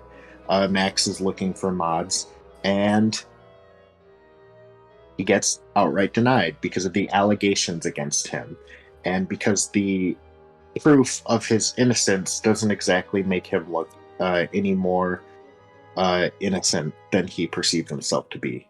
In ExtremeDad's mind, Max was telling people that you can fantasize about whatever you want, and at the same time was telling ExtremeDad that his messages were too troublesome to allow him to be a moderator.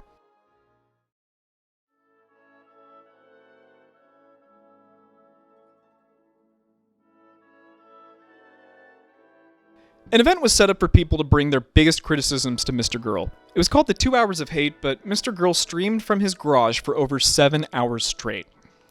Towards the end, somehow, some way, Extreme Dad actually got onto the stream to talk to Mr. Girl himself about why he can't be a moderator, where this conversation played out. Right, I'm just going top to bottom. Extreme Dad, hello. Thanks for waiting. Extreme Dad. How's it going, my man? Okay, how are you? Oh, you know, another day, another dollar. Yeah. But I was just wondering if we could just, I kind of wanted to confront you about our earlier discussion, and I just wanted to ask you what you thought that personal conversations means. I mean, don't you have personal conversations with Pieman? I mean, if you think that Pieman is innocent, or at least the victim, then why would you say that, like, I'm somehow bad, or that I did something wrong when I said that I wanted to have personal conversations with a minor? Or at least, why can I not be a mod if you think that Pieman was the victim in his situation? Can we give some context to this so people know what we're talking about? Sure, go ahead. Why don't you handle it? I don't remember the chat logs. I remember it. I think you remember them enough. Quoted them, right? I mean, you said that. This was like a month ago. Okay, you were trying to be a mod in my Discord.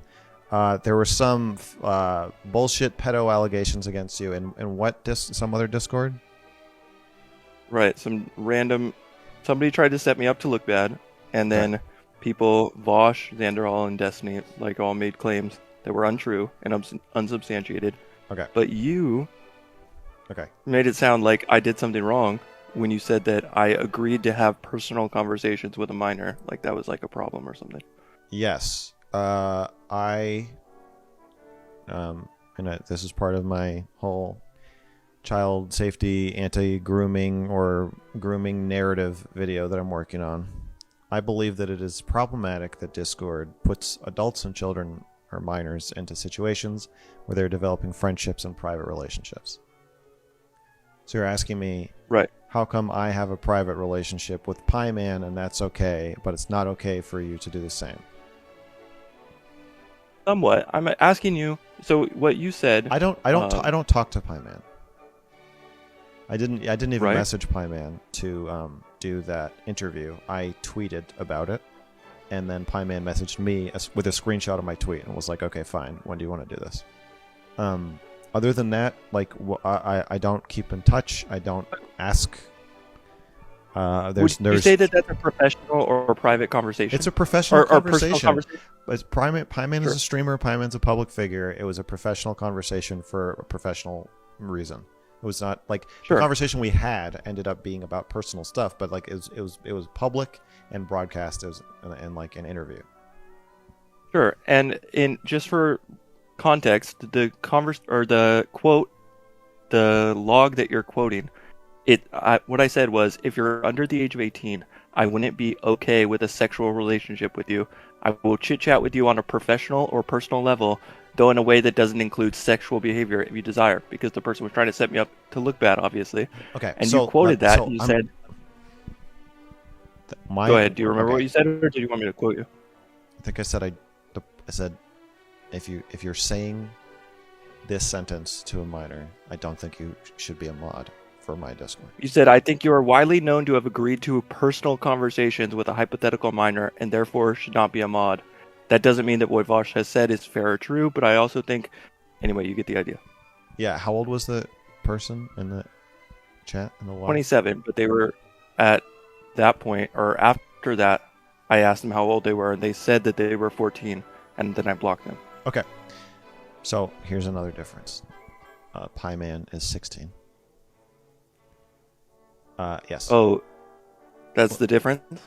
What I'm trying to say here is I feel like you're kind of high-horsing me, and I just feel like it's bullshit.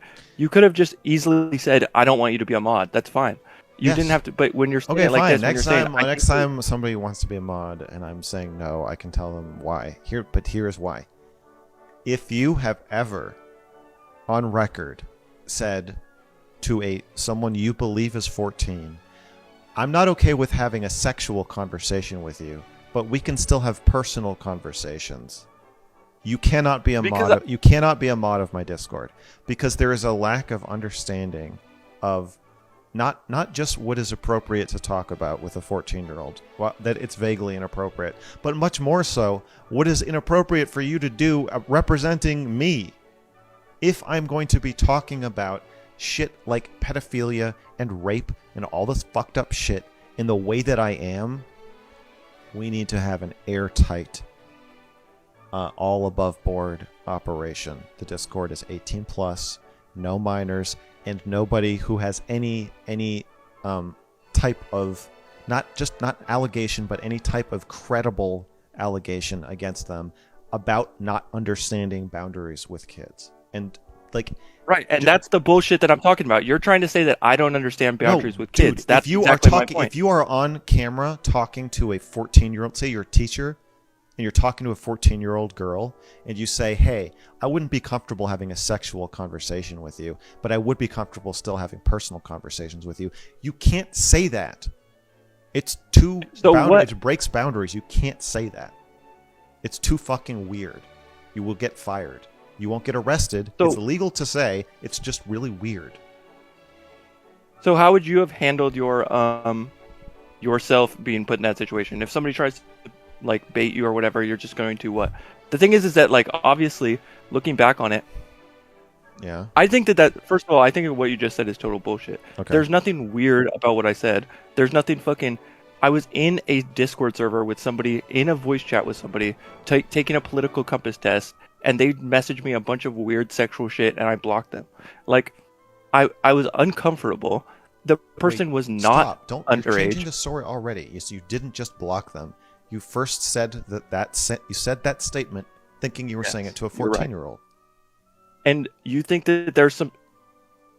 Well, I didn't know at the time. They didn't say how old they were until... How quote-unquote old they were. You thought they were 14. Until after that. I mean, I didn't really, honestly, but... Okay, whatever. You were speaking as though you were speaking to a 14-year-old. Even if they were 14-year-olds, right? Even if we say that they were 14, the saying like, "Oh, I'll have a professional or a personal like conversation with you when we're going to be in the same servers, when we're going to be being in the same Discord server as a 14-year-old is not a basis to have an ongoing private conversation with them, especially after they've announced that their intention is to have a sexual relationship with you. If a 14-year-old, which is why I blocked them. No, you blocked them after they pushed more. What you did is you still are fucking lying about it. Don't lie. You offered to have an ongoing personal relationship with a 14-year-old who you thought tried to have sex with you or some form of sexual relationship with you. Okay, you can't. Is ridiculous. You literally said I'm not comfortable talking about sex, but I will continue to have a personal conversation with you. You can't do that. I said that I would chit chat with them, like because we're going to be privately. in the same spaces. Yes, I understand your rationalization. Privately. I understand your rationalization for doing this. The way you are thinking right now is the exact thing I'm trying to push against with what I'm saying. Discord is the problem. You should not be in the look. I don't think you're a bad person. I don't think you're a child abuser. I don't think you're a child molester. I don't think you're a pedophile. Thanks. You're welcome. I don't think that about you. I just think you don't have very good boundaries. Like in general, and or at least in this story, you didn't have good boundaries. And I think that this story is the kind of story that I want to prevent. And I think Discord needs to do more to prevent this kind of thing from happening. It's not good. It's not a good response. You can't even continue what the is a good conversation. response? Saying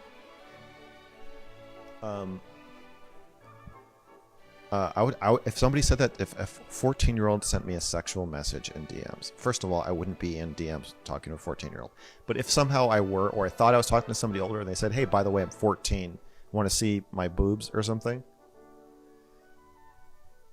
And so they said, "How old are you?" Or I asked them directly after that comment, after I said what I just said, and then afterwards they said, I told them, "How old are you?" They said 14, and I said, "Well, then I suggest you seek some constructive lifestyle choices and spend less time exploiting other people with your fake ass bullshit." I wouldn't say that. And then I blocked them. So it's like, what you're taking this situation that you don't need to be like but you're trying to high horse me right now, and it just Yes, seems I'm telling ridiculous you to that me I think you fucked up.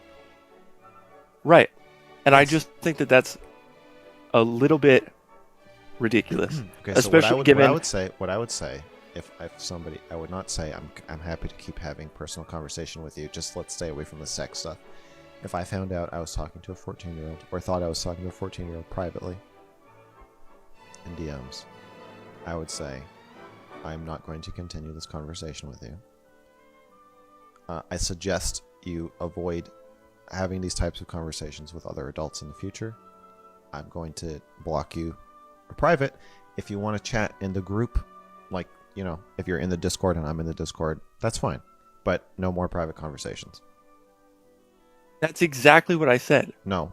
What you said, and you just quoted yourself, is I'm happy to have personal conversations with you, but I will chit-chat with you on a professional or a personal level, though in a way that doesn't involve any sort of this behavior. Yes, and you can't. The reason you are not a mod in the Mr. Girl Discord is you can't tell. It's not about being a mod in the Mr. Girl server. The reason I said no to you is the reason I said no to you is because you can't tell the difference between, hey, I don't think you should be talking to adults this way, and I'm not going to DM with you anymore, and if it's going to be sexual, I'm not going to be able to talk to you, but I'm still happy to chit-chat with you about a personal or professional level. If you can't tell that one of those is a decently sized mistake to say to a 14-year-old, and the other one is fine to say to a 14-year-old, then you shouldn't be a Discord mod.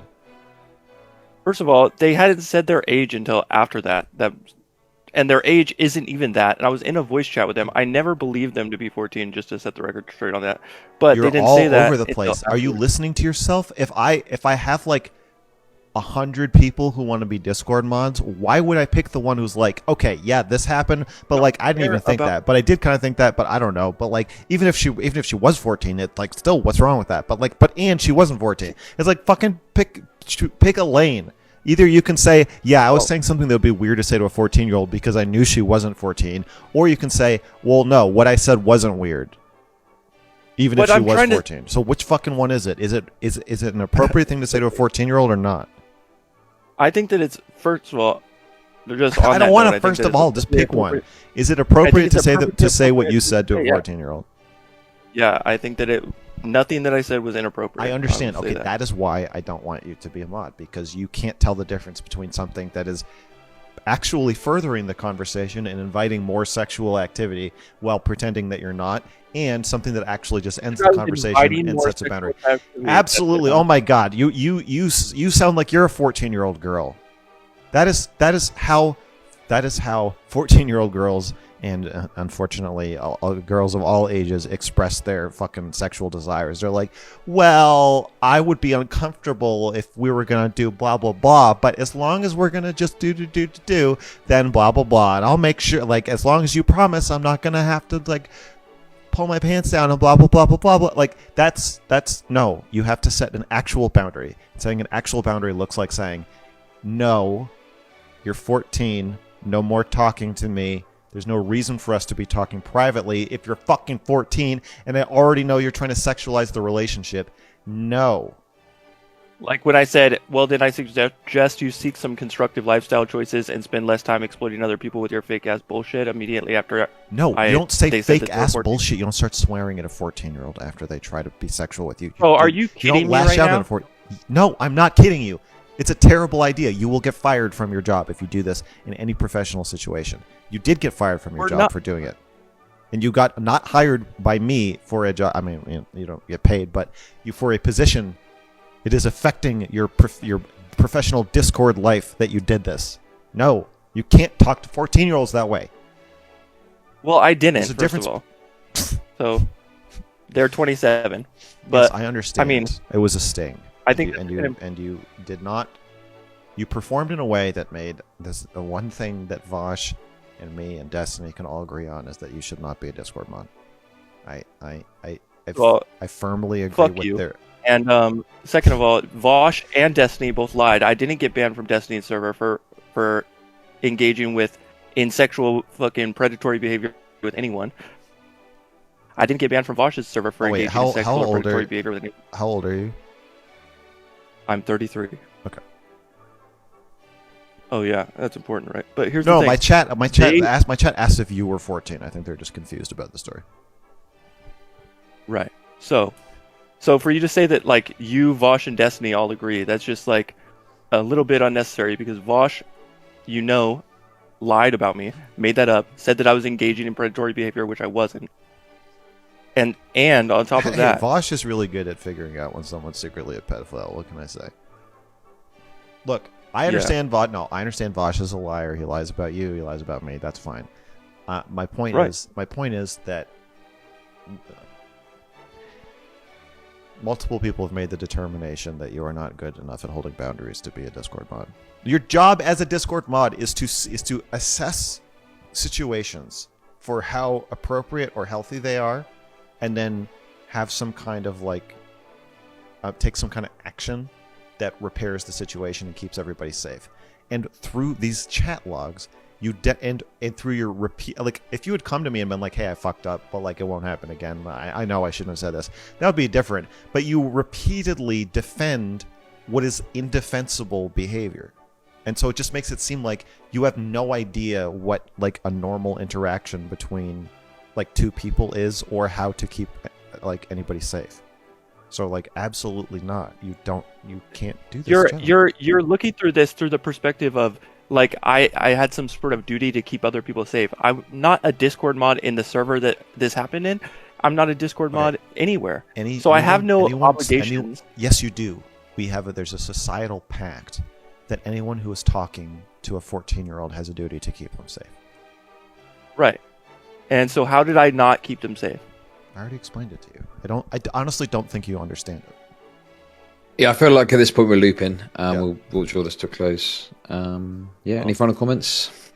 Fuck you, you're wrong. And I think that you're just hyper unaware of your own inability to set boundaries. But thank you.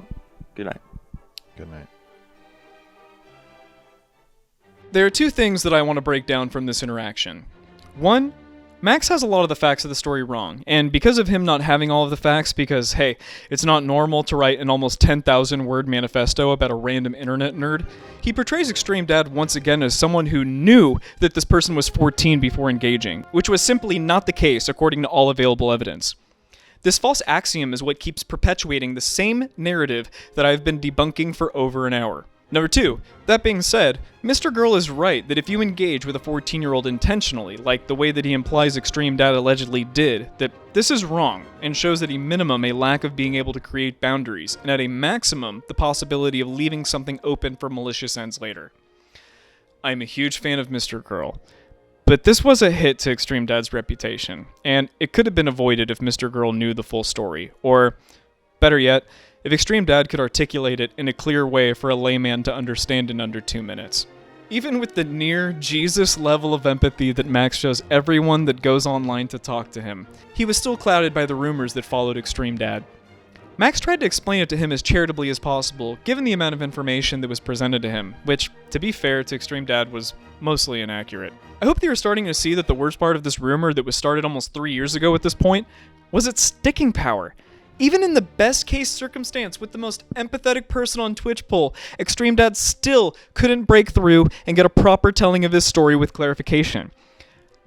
Most of that is ExtremeDad's fault for not being able to tell the story straight in an organized manner, but it is hard to fight against something that has been following you for 3 years, especially when most people in your online sphere have already made up their minds about you. After ExtremeDad leaves the chat, Mr. Girl and Chud Logic talk for a bit, and Mr. Girl gives the same suggestion I gave to ExtremeDad a few months prior. Just change your online name and move on. There. Do you think he should be a mod of my Discord, Chud? So I think he messaged me about it. I'm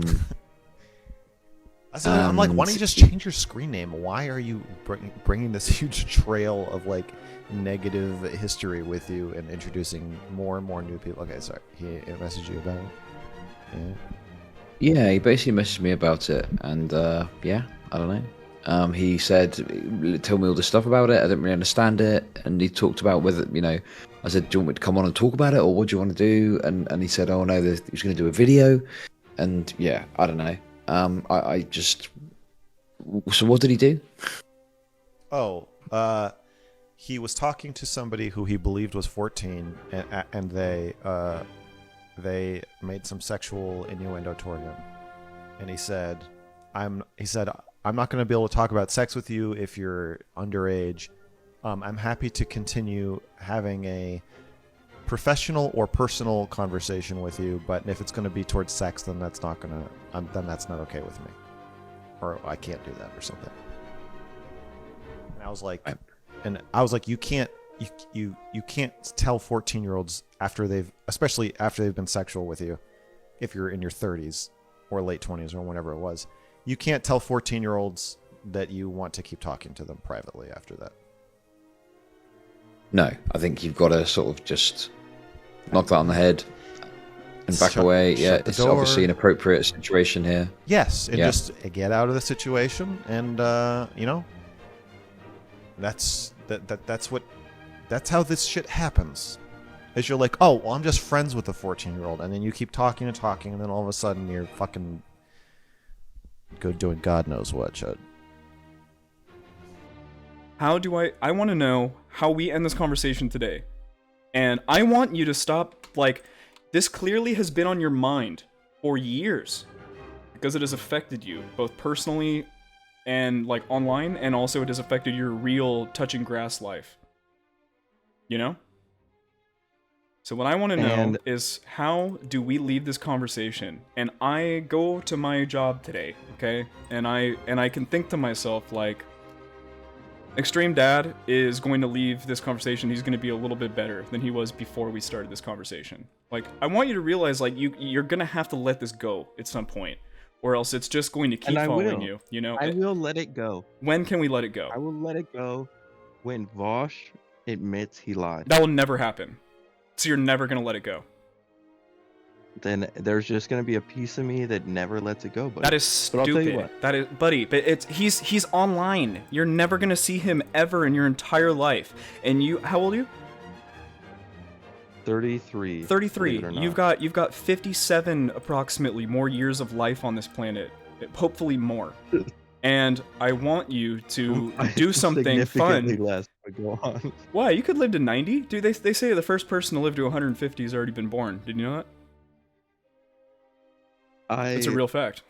So anyways, you could totally live to 90. Fuck it. I want you to go and live your life and have good shit. And I want all of this online bullshit to stop following you. And I want you to care less. I want to know how I can get you just to kind of realize, that this is just we just gotta let it go. He lied about you. In high school, in middle school, I'm not trying to compare it to that, but, there were bullies and shit, and sometimes you just gotta let them go, You just gotta move on. Yeah. No, I know, but you really need people to change, though. I think that you need people to change. I would like to be able to be a Discord mod in a server without being the Vaush guy. If you changed your username and you went on Discord and you were a completely different username, Baby would have nothing to search against you. I could start from the bottom? Gee. If I haven't done that enough, Will. As if I haven't been at the bottom enough. Well, sometimes I've started from the bottom plenty.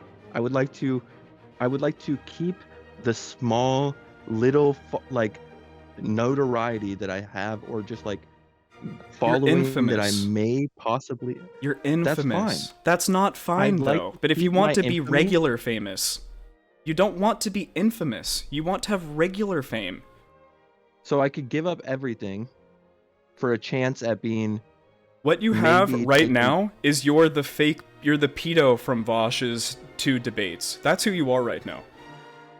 Not to me, but to the rest of the internet. That's who you are. And one day, Will, I hope that isn't true. I hope so too. One day I hope that isn't true. But I'm telling you that tomorrow it could be different, because you could be Weeboo Dad tomorrow, What you're saying? What you're saying is I could run away from this. I could. Yes, from Godzilla. From Godzilla. Someone in Tokyo, who had to run away from Godzilla. Because that's who Vaush is. He's Godzilla. If our situations were switched, if you were here and I was there, I hope that I wouldn't give you that same advice. But Extreme Dad is right when he asks me, why? Why should he have to change his name over these fake accusations? Vaush should just nut up and apologize to him. Very true. I mean, Extreme Dad's logic here makes sense from a sticking to your guns perspective, like if that's an axiom for you. I understand as well, that if Extreme Dad were to give up now after 3 years, it would optically be another win for Vaush, Xanderhall, Highyena, and every other duplicitous scumbag that has dragged Extreme Dad. But the utility of keeping an online persona alive that has caused you so much grief is questionable. If Extreme Dad changed his name and moved away from the grifter conversations with others, then maybe he would be able to put some of this behind him. But when online people start coming after your personal life, the line between online and real life becomes blurred. If there's one word to describe Extreme Dad, it is honest, even to a fault. Giving up on his favorite online username and giving into these lies wouldn't be the most honest thing to do, even if it might have the best outcomes. The thing that Extreme Dad hates the most, grifters, cheats, and liars. Anything less than Extreme Dad telling his entire, unabated truth and feelings is just an impossibility for one of the most interesting and extreme people I have ever had the pleasure of knowing on the World Wide Web. Extreme Dad. At the end of the day, Will, for better or worse, this is just kind of who I am now. And for the most part, even though there is unknowable pain and suffering, and even though I am filled with this deep hatred, at the end of the day, I do try to be a pretty positive, pretty genuine person, and I think that my overall experience has been not as bad as it could have been. I could have let things get a lot worse, but through my own resilience and my own mental health and mental fortitude, I think that I've allowed myself to be somewhat better than the person Vaush would like me to be at this point.